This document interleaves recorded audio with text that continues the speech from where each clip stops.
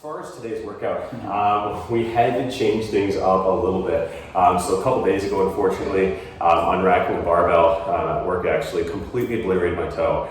So broke the end bone of my big toe, my right foot, in half. It's completely detached from the bone, essentially. Pretty brutal injury, not a ton of fun. I mean, thank God it was my toe and not my foot. But at the same time, it really alters what we're able to do. So Jordan ended up working on herself on Thursday, and then it was weird. I think it was the first day, and it was like 45 straight days or something like that. So working out is it kind of burns to lose that consistency, but I mean, at the same time, I mean, the load on the foot is something we have to really take care of, right? So when it comes down to it, if you're training clients, if you're training yourself, when you're looking at training around or through an injury, you got to be kind of intelligent about it. I mean, was today's workout doctored down that much? Like, not necessarily, but if you pay close attention to what I'm doing here with the squats, the way that I'm actually setting it up, I'm using my foot's tripod and not so much the toe. So I was able to put a pretty good amount of weight on my squats, provided that I modify my form just a little bit. So that's what we have to do going forward. So how next week will go, we'll see. But the point is, you can still train around an injury as long as you don't train through it.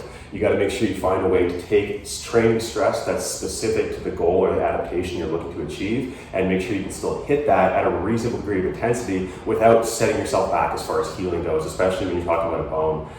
So how we attack today's workout, if you want to take that away. You said perfectly. But no, today's workout was, it was pretty good. It was pretty quick and dirty, but how we started with kind of like a shoulder complex with some thrusters, and it was like 3 strict press, 6 push press, and then 8 thrusters. We did 3 rounds of that kind of as fast as we could go.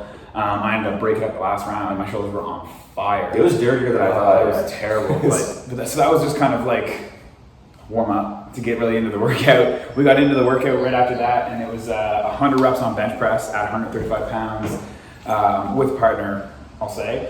And then 50 reps of squats at 205, and then right after squats, it's 20 reps of deadlifts at 305, and you get that done for time. We got that done in 17:25, and honestly, it was tough, man. It really was. I mean, putting it on the board, it did not look as bad as last week's. I mean, full disclosure, it wasn't as bad as last week's. But the thing is with this one, though, one of the cool things, you can take this away, and it's a really good measure of a bunch of things. So if you want to try this yourself, as long as you know how to bench reasonably well, squat reasonably well, and deadlift reasonably well, this is a really good measure of your actual muscular endurance, your metabolic strength. Because at the end of the day, this is just 3 basic movements that yourself, anybody you're training, anybody that you know should be able to do. And then perform back to back with this, you get an entirely different stress response to this. It's not like, hey, can I throw 315 on my squat for a couple reps? I mean, that's cool to see, what's my maximal strength output. But this one here, it's how long can I repeat that? How far can I go repeating a 135 bench? How far can I go repeating a 205 squat or a 305 deadlift? It's a little more of a test of how much your body can actually output in a short period of time.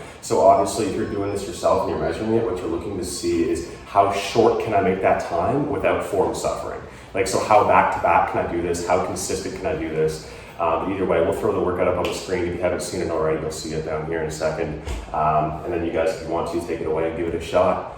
Either way, it's a pretty good workout. Most of my bones are still intact, so that's nice. And I'm pretty happy with the time, 17:25. It's not too bad. Yeah, so we could just say sub 20, just make sure. Yeah, sub 20. Try to get it under 20 minutes. That's the goal. And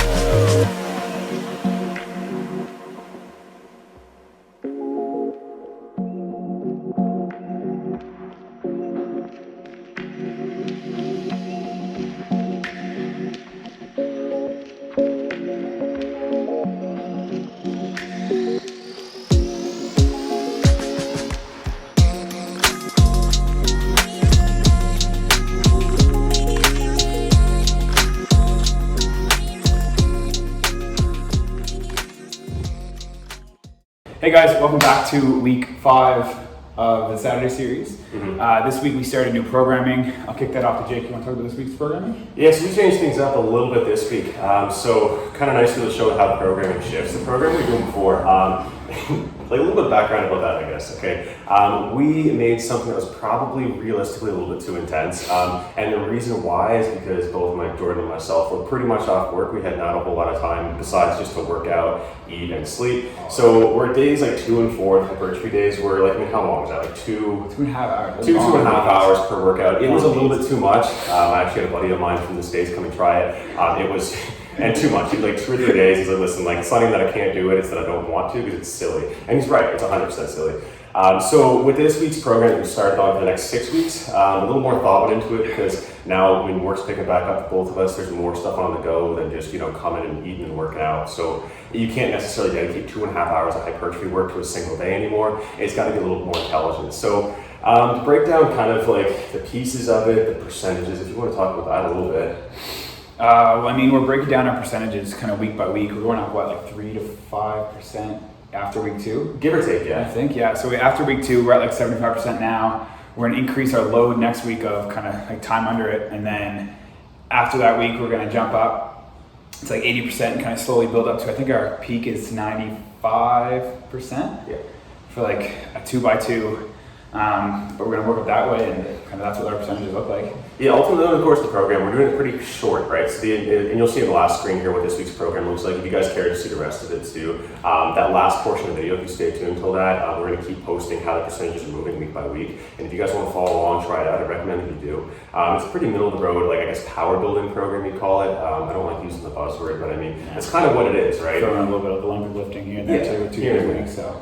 It's barbell relevant, right? So the main focus is always barbell. Like that's your bread and butter. That's the first thing we're doing is the barbells. And starting off in week 1, what we're doing is we're starting off with a little bit more volume. So like roughly 75% of our tested 1RMs for 8 reps. And then as you're going through week by week, we're just cutting those down by 2 or 3 reps each week and increasing the intensity that we're actually lifting at by like 5%, give or take, per week. So either way, enough about that, I think.